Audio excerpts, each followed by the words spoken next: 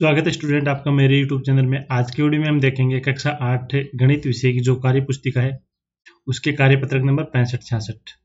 जितने भी हमसे इस वीडियो में सोल्व होते हैं 65, 66, 67, 68 जितने भी सोल्व होते हैं वो हम इस वीडियो में सोल्व करेंगे। तो आप वीडियो को बिल्कुल भी स्किप ना करें, पूरा देखें और चैनल पर पहली बार आए हैं तो चैनल को सब्सक्राइब अवश्य करें।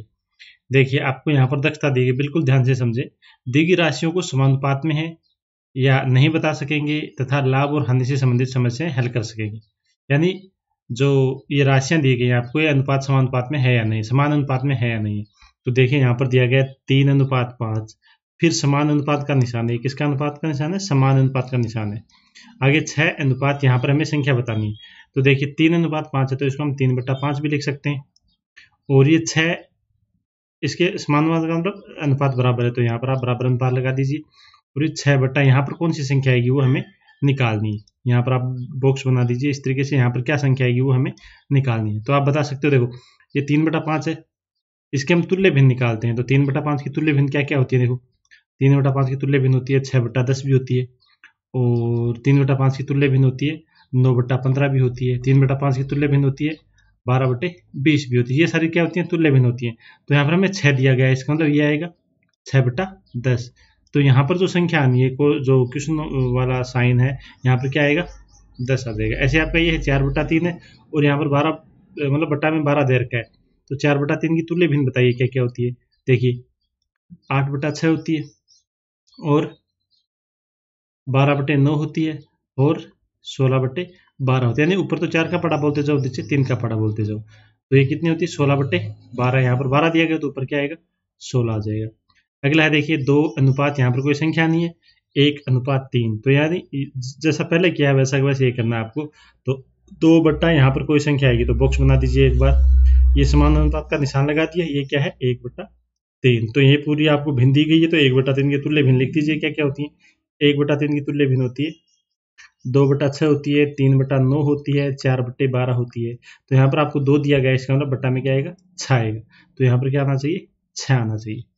यहाँ पर 25/20 दिया गया है, तो ये किसकी तुल्य भिन्न है? ऊपर 5 आ रहा है तो देखिए 25 में हम 5 का भाग देते हैं तो 5 आएगा। तो यहाँ पर भी आप 5 का भाग दे दीजिए तो 4, यानी 5/4 की तुल्य भिन्न होती है 25/20। तो इस तरीके से हम इस क्वेश्चन को हम सोल्व कर देंगे। अगला है, एक मोटरसाइकिल 20 लीटर पेट्रोल में 320 की दूरी तय करती है, तो 5 लीटर में कितने किलोमीटर जाएगी? देखिए इन क्वेश्चनों को आप ध्यान से समझे।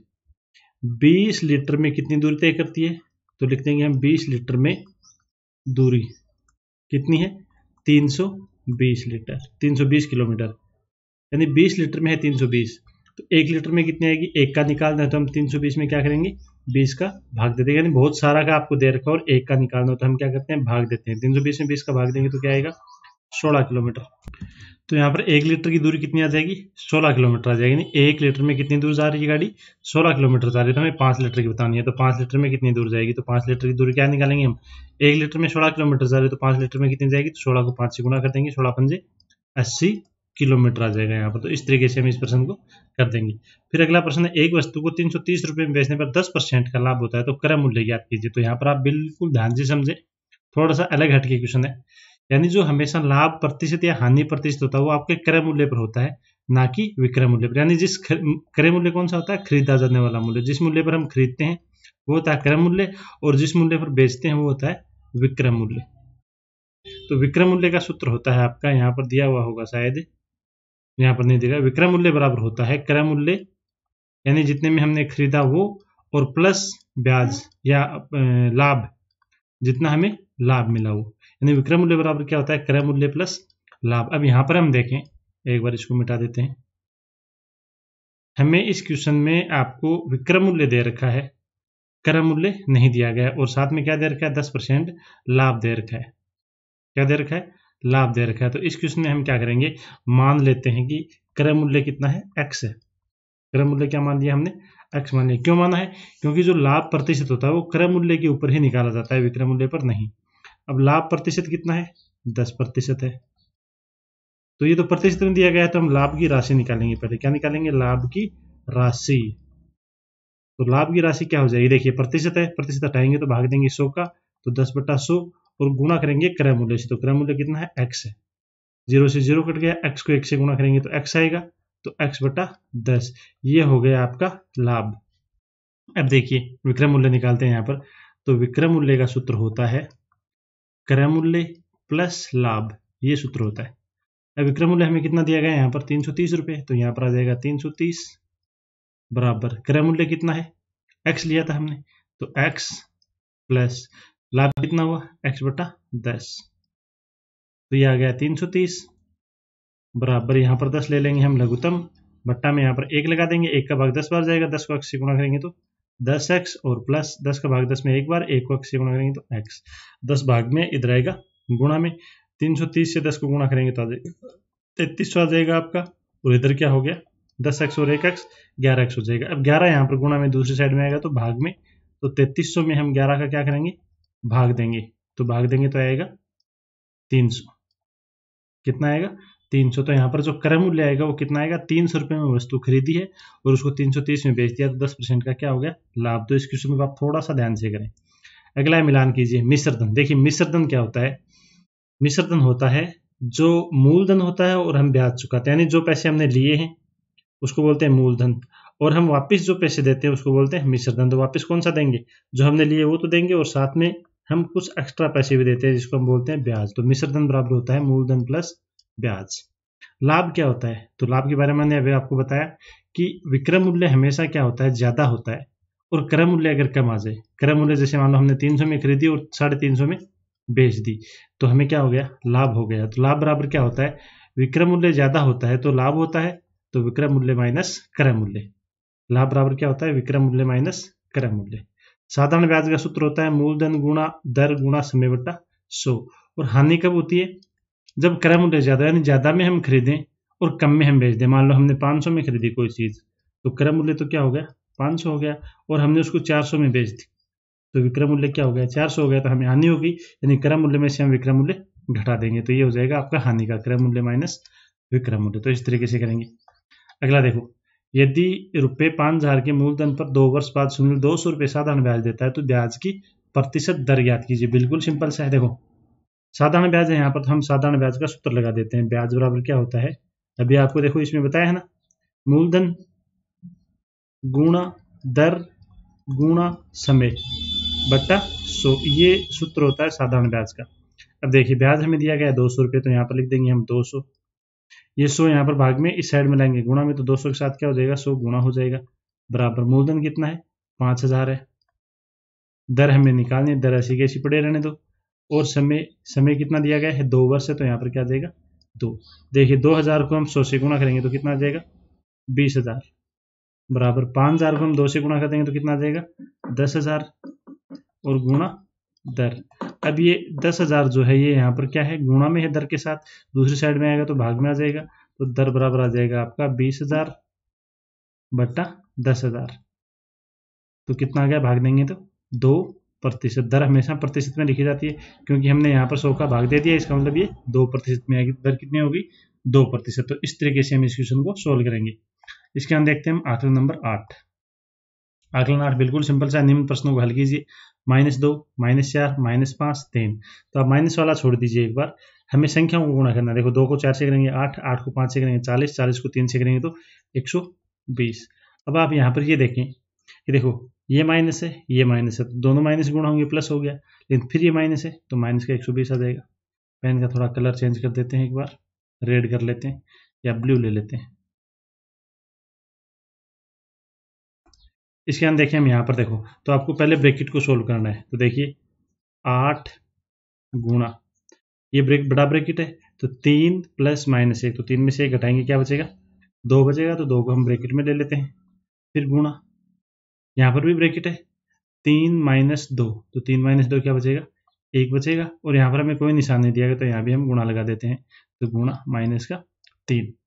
तो इस तरीके से हम इसको करेंगे। आप देखिए गुणा कर दीजिए, 8 को 2 से गुणा करेंगे 16, 16 को 1 से करेंगे 16, 16 को फिर -3 से कर देंगे तो 16 3 48, तो माइनस का 48 आ जाएगा यहाँ पर। अगला देखिए यहाँ पर भाग दिया गया है, तो पहले हम भाग को सोल्व करेंगे क्योंकि ब्रैकेट के अंदर है। -18 भाग 6, तो -18 में हम 6 का भाग देंगे, तो 18 में 6 का भाग देंगे क्या आएगा 3 आएगा, तो -18 में देंगे तो -3 आ गया, फिर भाग का निशान, फिर आगे क्या है 3, ये 3 आ गया आगे वाला, -3 में 3 का भाग देंगे तो क्या आएगा माइनस का 1 आ जाएगा। अगला, एक कुआं खोदने वाला व्यक्ति 2 मीटर प्रति घंटे की दर से कुआं खोदता है, तो उसे भूमितल से 30 मीटर गहरा कुआं खोदने में कितना समय लगेगा यदि वह भूमितल से 6 मीटर ऊंचाई वाली जमीन पर कुआं खोदना शुरू करता है। देखिए, 2 मीटर प्रति घंटे की दर से कुआं खोदता है और उसको कितना खोदना है, 30 मीटर खोदना है। अब उसे क्या कह रहा है कि भूमि तल से 30 मीटर गहरा कुआं खोदने में, यानी ये भूमि का तल है, इससे इसको 30 मीटर नीचे जाना है। कितना जाना है, 30 मीटर। यहाँ पर इसको कुआं खोदना है, ऐसे ये क्या है, कुआं है, 30 मीटर नीचे जाना है इसको। कितना जाना है, 30 मीटर गहरा कुआं खोदना। यदि वह भूमि तल से 6 मीटर ऊंचाई वाली जमीन से, अब यहाँ पर जो भूमि का तल है ये तो तल है, लेकिन यहाँ पर एक टिब्बा है और ये टिब्बा कितना ऊंचा है, 6 मीटर ऊंचा है। कितना ऊंचा है, 6 मीटर। तो यहाँ से वो खोदना शुरू करता है, तो उसको कितना खोदना पड़ेगा टोटल, 30 तो ये हो गया और 6 ये हो गया, यानी 36 मीटर वो टोटल खोदेगा, तब वो भूमि तल से कितना जाएगा, 30 मीटर गहरा जाएगा। अब 1 घंटे में वो 2 मीटर खोदता है, तो 36 मीटर खोदने के लिए कितना समय लगेगा, तो 36 भाग 2, यानी उसको कितने घंटे लगेंगे, 18 घंटे। तो इसको आप ध्यान से समझ के करें, एकदम समझ के क्वेश्चन को करेंगे तो बिल्कुल भी आपका गलत नहीं होगा।